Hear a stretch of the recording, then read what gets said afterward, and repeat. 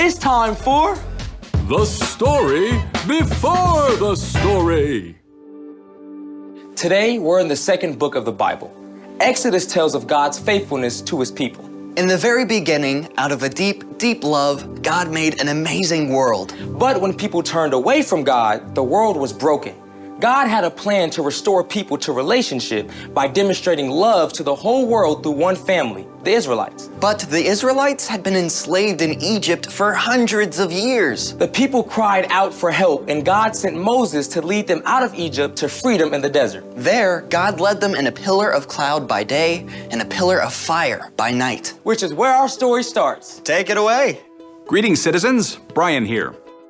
God had led the Israelites to freedom, but now they found themselves in the desert, a place very famous for having no Starbucks or McDonald's or any food or drink of any kind. Yet God provided both water and food. But God wanted to do more than that. He wanted to live among them. So God called Moses to come up to the top of Mount Sinai. There, God gave Moses many instructions, including the plans for building a tabernacle. Now, yeah, that's a funny word, tabernacle. It was a tent, but not like the kind of tent you just pop up in the backyard. This tent God told Moses to build would be beautiful and highly decorated, a holy tent, a place where God would dwell. Let's see, curtains, lampstand, bowls, altars, incense, robes. God's instructions for the tabernacle were very specific because every detail mattered. Moses gave the people this amazing news about the tabernacle. But while everyone would have a chance to help, God knew that it would take somebody really special to lead the work. We need a skilled craftsman to head up the whole project. Bezalel, son of Uri. Over here. God has chosen you to lead everyone crafting the holy tent. Who? Me?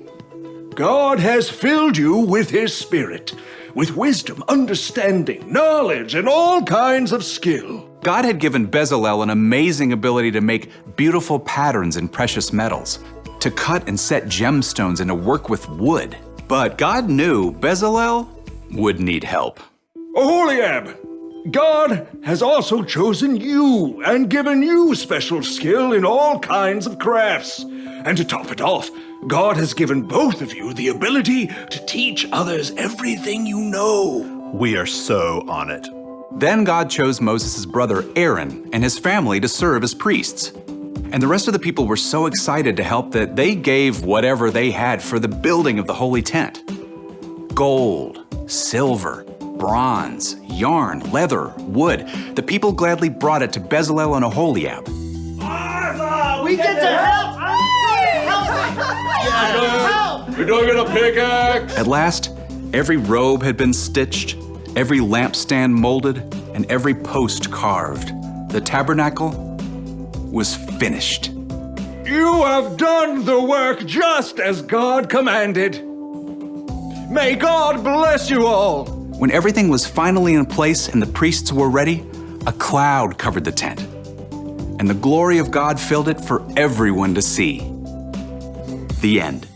You know, creativity sure looks different for everyone. And, hard work, too. You got that right. In fact, it probably took around 9 months to construct the tabernacle from start to finish.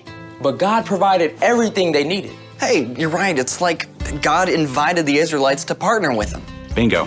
So what's our part in the story? Well, creativity is using your imagination to do something new, right? And sometimes that something new isn't just a craft project. Sometimes your work of art is simply serving others. Like making a card for someone who's sick or cleaning up your room without being asked. Using your imagination to love God and love others better is one of the best things you can do. Because that's when a work of art Becomes a work of the heart. Huh? What? not bad, partner. The tabernacle truly was an amazing work of art and heart, where the Israelites would worship God. Later, they would gather to worship God in a temple. Even Jesus came there.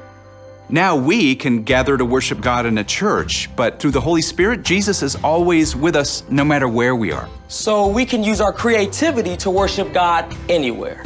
I think you've got it. See you next time. So, here's the thing. Use your imagination to honor God.